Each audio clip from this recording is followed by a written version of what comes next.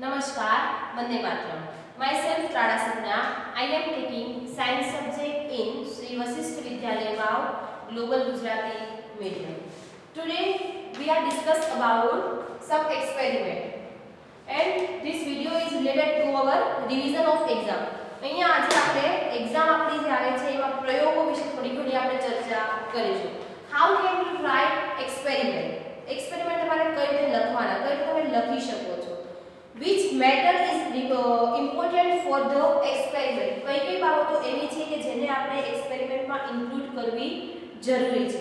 ખ્યાલ આવી ગયો બધાને? તો here we are discuss two experiment for example or division.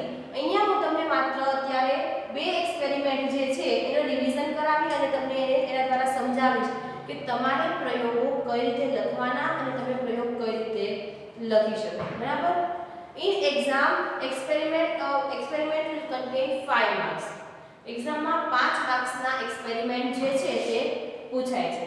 So first of all we discuss about which things are necessary to include in experiment. That is first one that is end, second one that is apparatus or material, third one that is figures, next that is procedure, next one that is observation and last that is conclusion.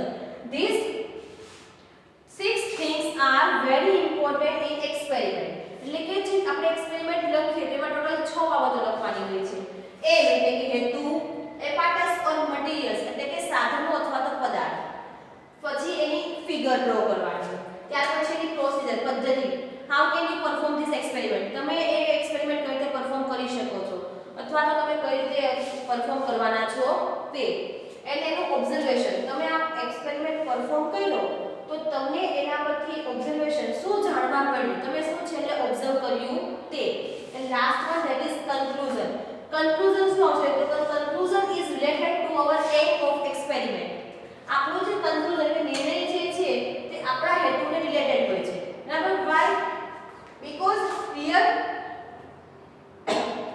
આપણો જે હેતુ છે એ હેતુ આપણને જે આપેલો હોય એને જ આપણે અહીંયા આખા એક્સપેરિમેન્ટમાં પ્રૂવ કરવાનું હોય છે અને એના અકોર્ડિંગ લાસ્ટમાં આપણે કન્ક્લુઝન જે છે તે લખવાનું હોય છે. ક્લિયર? તો let's start with experiment 1. First one that is aim is to check whether the given material or object is a conductor or an insulator of electricity. First of all we know about what is conductor and what is insulator. So what is conductor? Conductor means a material which can allow electricity to pass through it is called conductor. એટલે કે allow to pass electricity. જે પદાર્થ પોતાનામાંથી electricity વિદ્યુત પ્રવાહને પસાર થવા દે that is electric conductor, વિદ્યુત સુવાહક. For example metal, copper wire etc. બરાબર? જે કંડક્ટર છે વિદ્યુત સુવાહક એના એક્ઝામ્પલમાં શું આવશે? તો કે ધાતુ પદાર્થ આવશે, કોપર વાયર એટલે કે તાંબાનો તાર. Next that is insulator. So what is insulator? Insulator means a material which cannot allow electricity to pass through them.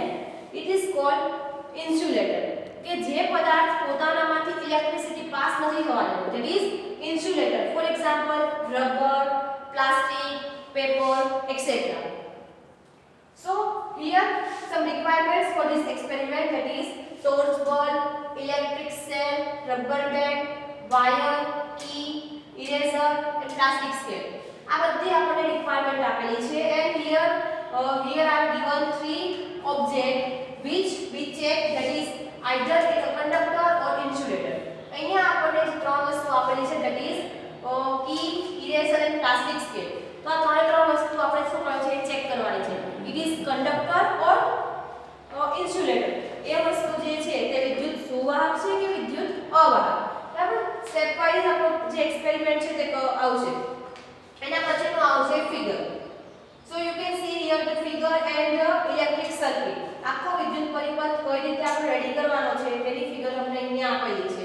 Electric cell is connected with torch bulb and then connected here our material that is key. આ રીતે આપણે આખી જે આપણી figures છે શું કરવાનું છે? આખી સર્કિટ એને રેડી કરી દેવાની છે. Now procedure.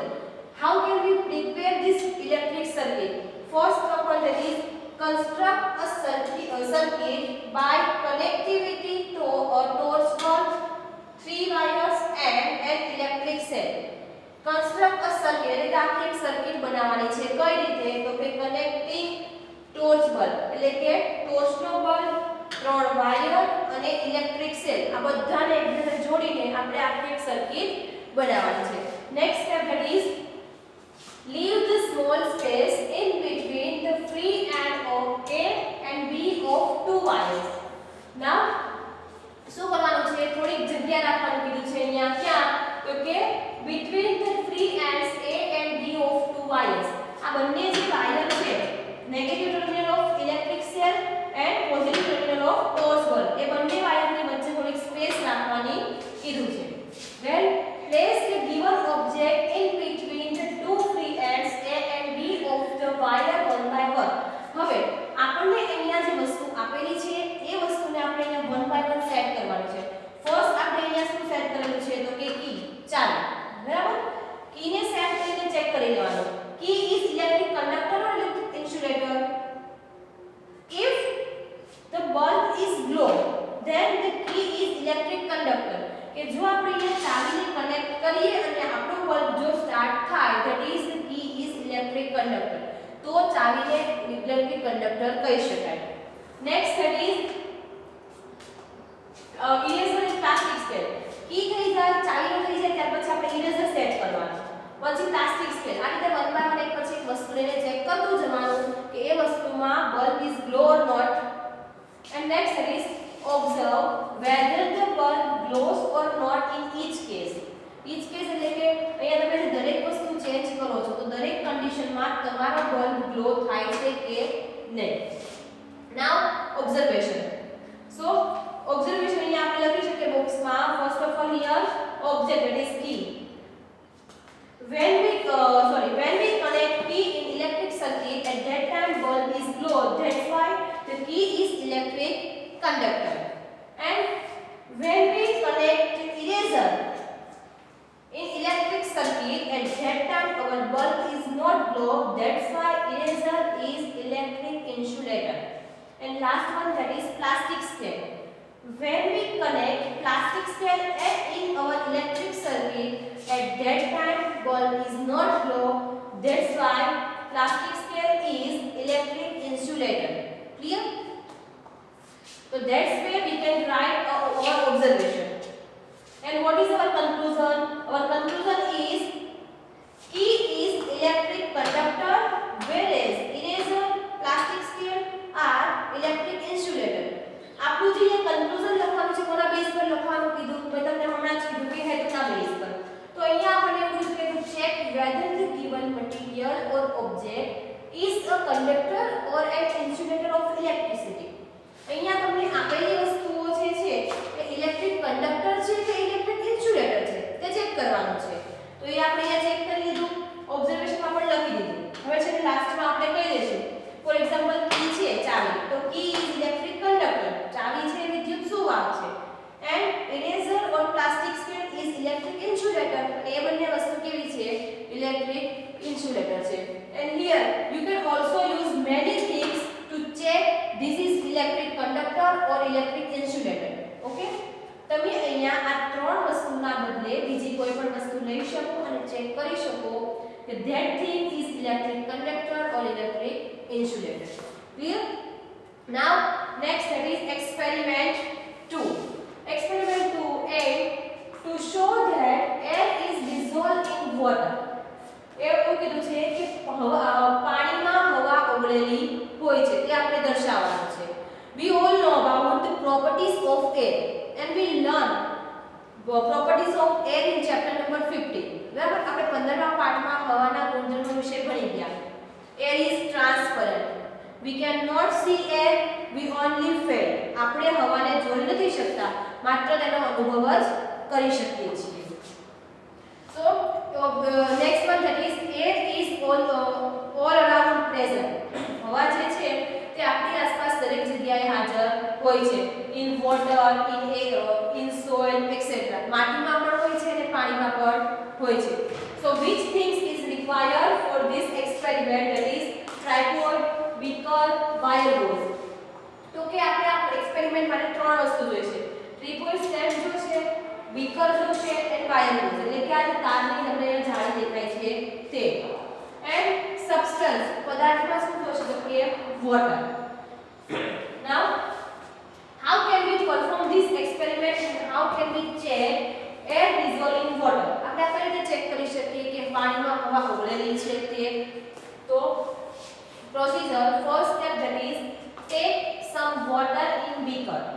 આપણે એક બીકર લેવાનું છે અને એમાં થોડું પાણી ભરશું.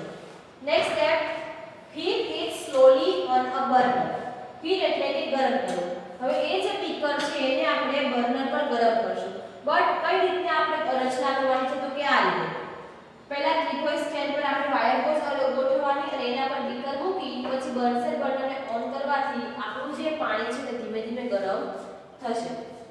And next, that is observe bubbles in the beaker just when the water is about to boil. Like observe bubble in the beaker. હવે when the water is start to heat, જ્યારે પાણી ગરમ કરવાનું સ્ટાર્ટ થાય at that time check the bottom of the beaker. ત્યારે તમારે બીકરનું જે તળિયું છે તે ચેક કરવાનું. તો ત્યાં આપણને શું જોવા મળશે? બબલ્સ. બરાબર? You can also see bubbles at your home in the container. તમે તમારા ઘરે પણ ગેસ પર જ્યારે મમ્મી પાણી ગરમ કરે ત્યારે પણ તમે એમાં એર બબલ્સ જોયા હશે. Same thing we can see here. કે સેમ વસ્તુ જ આપણને અહીંયા જોવા મળશે. જેમ જેમ પાણી ધીમે ધીમે ગરમ થતું જશે તેમ તેમ આપણને બબલ્સ જોવા મળતા જશે. So now observation. Air bubbles are seen at the bottom of the beaker. આપણું જે ઓબ્ઝર્વેશન આવે આપણે જ્યારે એક્સપેરિમેન્ટ કરતા હોઈએ જે આપણને જોવા મળે that is our observation. Our observation is air bubbles are seen at the bottom of the beaker.